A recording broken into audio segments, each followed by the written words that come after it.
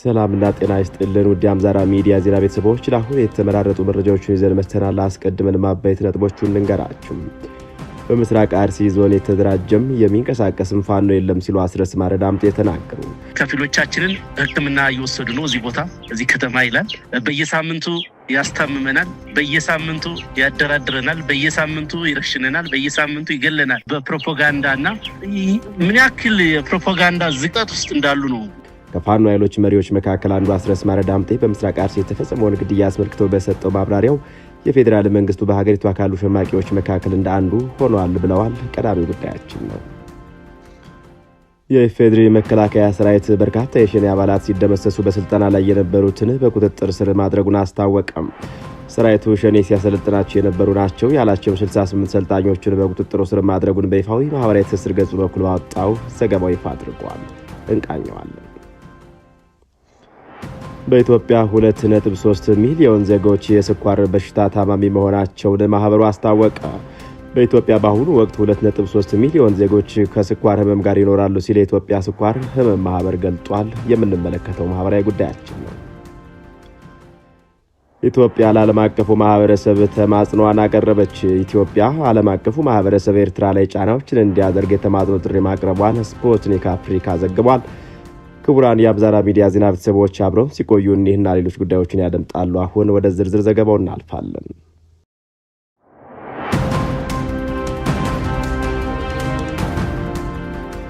በምስራቅ አርሲ ዞን የተደራጀም የሚንቀሳቀስም ፋኖ የለም ሲሉ አስረስ ማረዳምጤ ተናገሩ።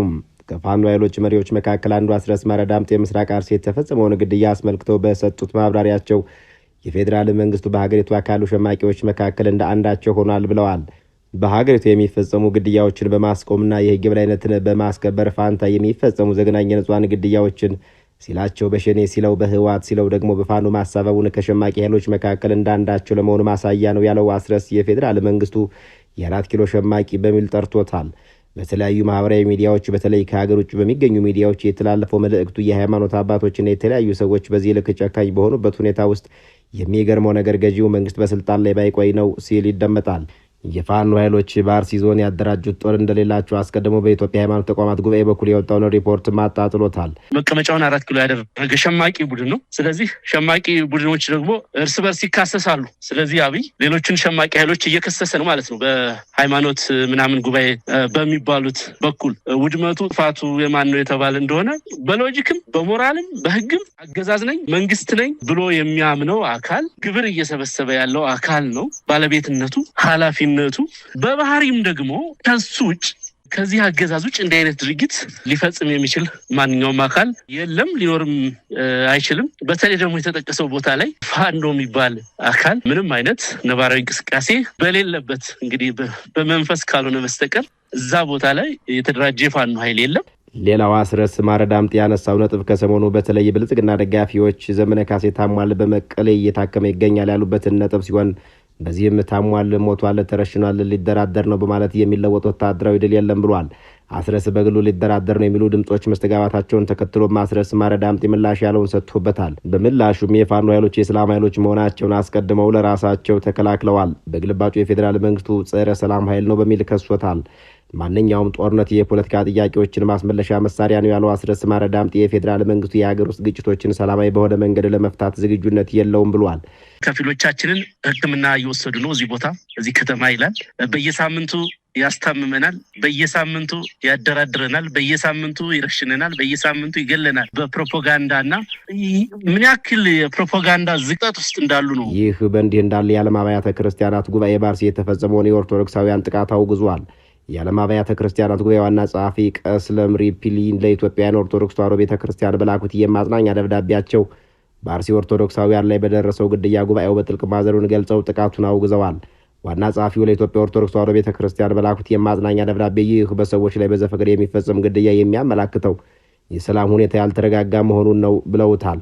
ይህም አስቸኳይ እርቅ ለመፈጸምና ለሁሉም የህብረተሰብ ክፍሎች ሰብአዊ ጥበቃ ማድረግ ግዴታ መሆኑን የሚያመላክት ነው ብለዋል ዋና ጸሐፊው።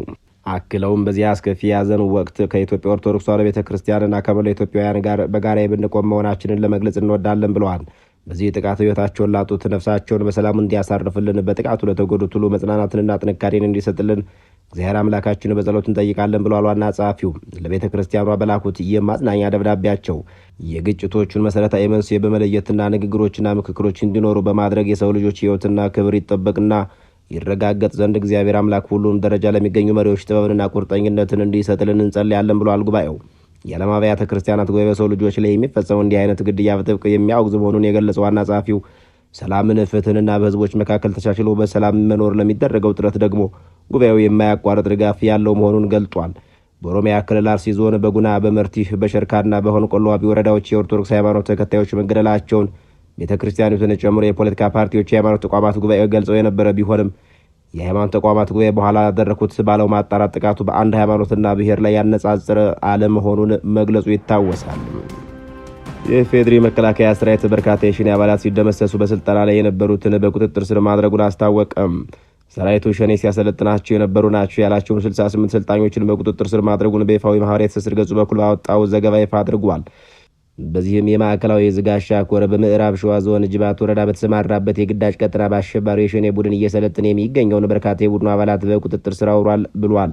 የኮር ዋና አዛዥ ብርጋዴር ጀነራል ጥላሁን ዱጋሳ የኮሩ ሰራዊት አባላት የአካባቢውን ሰላም በዘላቂነት ለማስቀጠል ቀን ከሌሊት በመስራት የተሰጠውን ሀገራዊ ተልዕኮ እየፈጸመ እንደሚገኘው ሁሉም ብለዋል።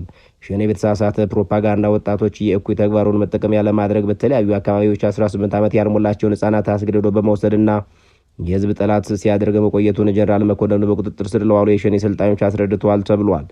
በሽብር ቡድኑ ላይ በተወሰደው የተጠናከረ ዘመቻ ደግሞ በርካታ የቡድኑ አባላት ሲደመሰሱ 68 እያሰለጠናቸው የነበሩ አባላት ከመሳሪያና ተተኳሻቸው ጋር በቁጥጥር ስር ውለዋል ነው የተባለው።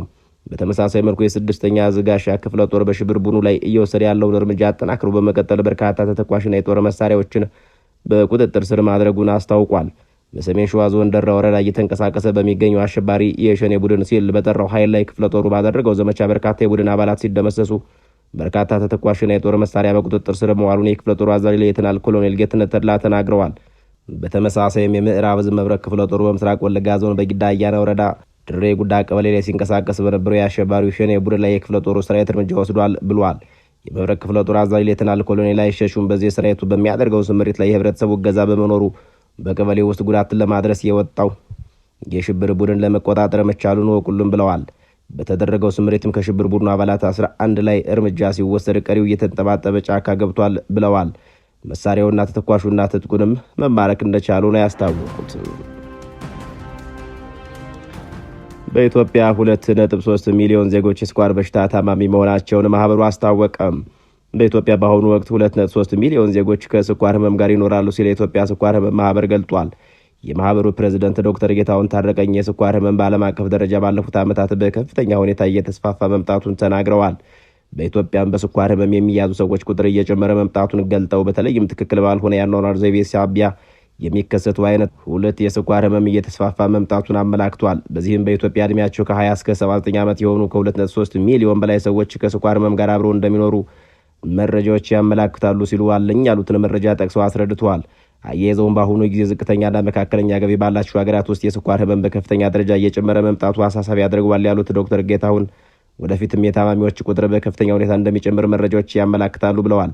ጤናማ የሆነ የአኗኗር ዘይቤን በመከተል አይነት 2 የስኳር ህመም እስከ 80 በመቶ መከላከል እንደሚቻል ገልጠው የአካል ብቃት እንቅስቃሴ በማድረግና አመጋገብን በማስተካከል በተለይም ልጆች የሚመገቡትን በፋብሪካ የተቀነባበረ ከፍተኛ የስኳር ስብ መጠን ያላቸውን ምግቦች በመቀነስ እንደሚገባ ምክረ ሀሳብ ያሉትን ሰጥተዋል።